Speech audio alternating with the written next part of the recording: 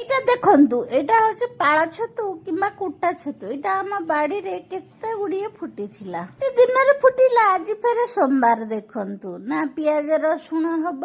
ସେଥିପାଇଁ ମୁଁ କଣ କଲି ନା, ତାକୁ ବାଛି କରି ଭଲ ଭାବରେ ହଳଦୀ ପାଣିରେ ଧୋଇ କରି ଛାଣି କରି ତାପରେ ତାକୁ କଣ କଲି ନା, ଗ୍ୟାସ ରେ କଢେଇ ବସେଇ ଆଗେ ସେ ଛତୁ ଗୁଡାକୁ ଟିକେ ସିଝେଇକି ତାର ପାଣି ଭଲ ଭାବରେ କାଢି କରି ତାକୁ ଛାଣି କରି କଢେଇରେ ଆଉ ଟିକେ ତେଲ ଦେଇ ଛତୁଟାକୁ ଭଲ ଭାବରେ କଢା କରି ଭାଜି କରି ରଖିରେ ଦବା ପାଇଁ ଆଳୁ ଦିଟା ଚୋପା ଛଡେଇ ଧୋଇ କରି କାଟି କରି ରଖିଲି। ବେସର ଦବା ପାଇଁ ସୋରିଷ, ଜିରା, ଅଦା, ଟମାଟର ବାଟିଲି, କାହିଁକି ନା ଆଜି ସୋମବାର ପିଆଜ ରସୁଣ ପଡିବ ନାହିଁ, ଶ୍ରାବଣ ମାସ। ତାପରେ ଗ୍ୟାସ ରେ କଢେଇ ବସେଇ ସେଥିରେ ତେଲ ଦେଲି। ତେଲ ଦେଇଥିଲା ପରେ କାଟି ରଖିଥିବା ଆଳୁକୁ ଲୁଣ ଆଉ ହଳଦୀ ଦେଇ ଭଲ ଭାବରେ ଭାଜି, ଆଳୁଟା ଦେଖନ୍ତୁ ଭଲ ଭାବରେ ଭାଜିଗଲା ପରେ ବାଟି ରଖିଥିବା ବାଟଣକୁ ସେଥିରେ ଦେଇ ବହୁତ ଭଲ ଭାବରେ କିଛି ସମୟ କଷିଲି। କିଛି ଶୁଖା ମସଲା ଦେଲି, ଯେମିତି ହଳଦୀ, ଲୁଣ, ତା ସାଙ୍ଗରେ ଲଙ୍କା ଦେଇ କିଛି ସମୟ କଷି, ବାଟଣଟା ଭଲ ଭାବରେ କଷିଗଲା ପରେ ଭାଜି ରଖିଥିବା ଛତୁକୁ ମଧ୍ୟ ଦେଇ ଆଉ 5 ମିନିଟ୍ ତା ଦେହରେ ଭଲ ଭାବରେ ଏପଟ ସେପଟ କରି ତାକୁ କଷିଲା ପରେ ସେଥିରେ ପାଣି ଦେଇ